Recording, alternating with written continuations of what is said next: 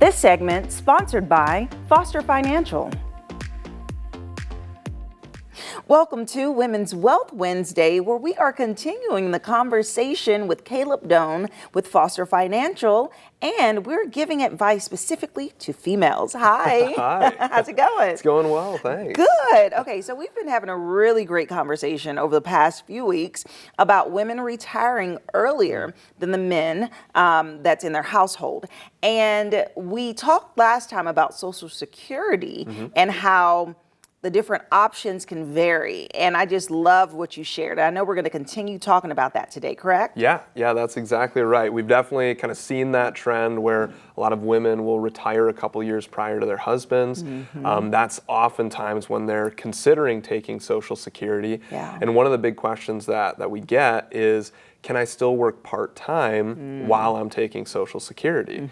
And so that's kind of a common path for retirement that people take too. You know, maybe the wife retires at 62 years old, maybe even works part-time for a couple years when her husband retires, and then they're both kind of fully retired. And that's actually exactly what my parents did too. My mom retired a couple years before my dad. She was a high school PE and health teacher for 30 years.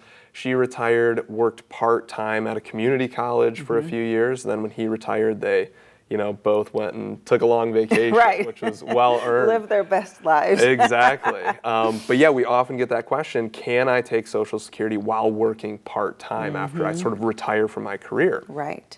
And we talked last time about how you can take Social Security as early as 62 or as late as 70. But actually in between those two ages, there's what the IRS kind of calls your full retirement age, which for most people is 67 years old.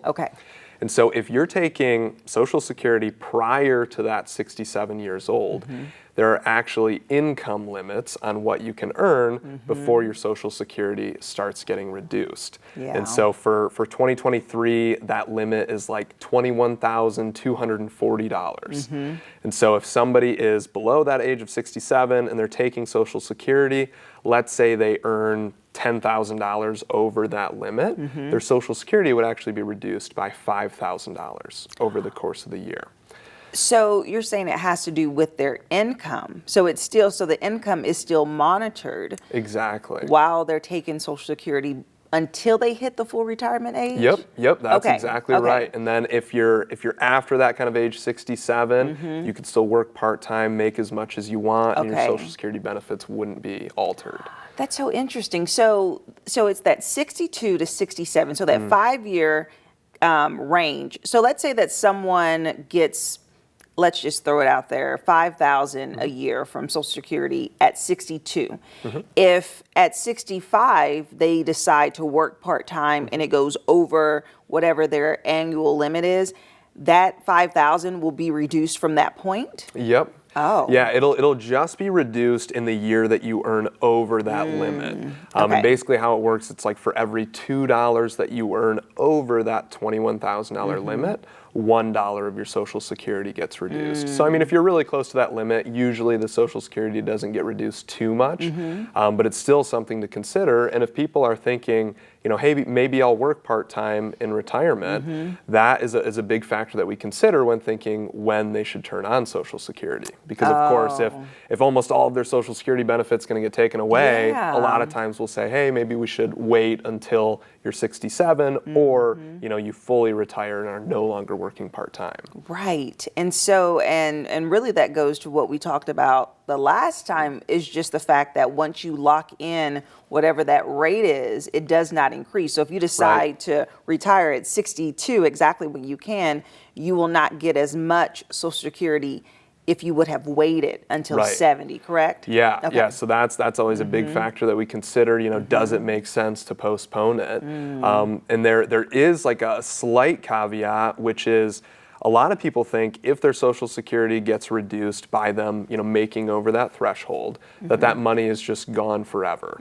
Hey, I earned $1,000 over the threshold, my Social Security got reduced by $500, that money's just gone. The interesting thing is the IRS actually keeps track of how much money they've withheld from you. And then when you hit that full retirement age at 67, they recalculate your benefits. And they say, hey, we actually withheld this extra money. We're going to recalculate your benefits and actually increase it a little bit. So that's kind of the one circumstance where your Social Security can get increased. So are you saying that is if they took Social Security at 62 and they'll reevaluate it at 67? Or are you saying if they got deducted money from going over their salary limits? Yep, it's only if they got a deduction. Oh, okay. Yep, so you took it at 62, you made over that limit, so the IRS kind of withheld some of that money. Yeah. Finally, when you hit 67, they say, okay, we can kind of start giving this back to you a little bit. So that's one of the only ways that your Social Security gets increased outside of the typical cost of living adjustments that happen every year. And that $21,000 that you mentioned for the amount that you can receive being part-time, is that just a flat amount that's a part of the rules, or does it vary per person? So it's a flat amount every single year, but it typically increases with inflation. So I mean, last year it was 19,000 something. This year it jumped up to that $21,000 mark. And then there's kind of an interesting rule.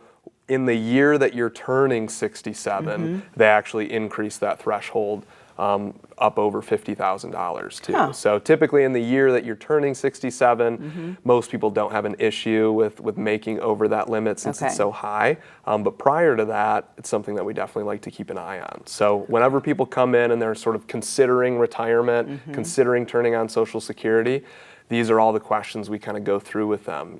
Ask them about their health, ask them about working part-time in retirement, look at their income needs, and then come to a decision of, does it make sense for you to take Social Security? Yeah, okay. Awesome. Thank you so much, Caleb. Yeah, thank you. Appreciate that information.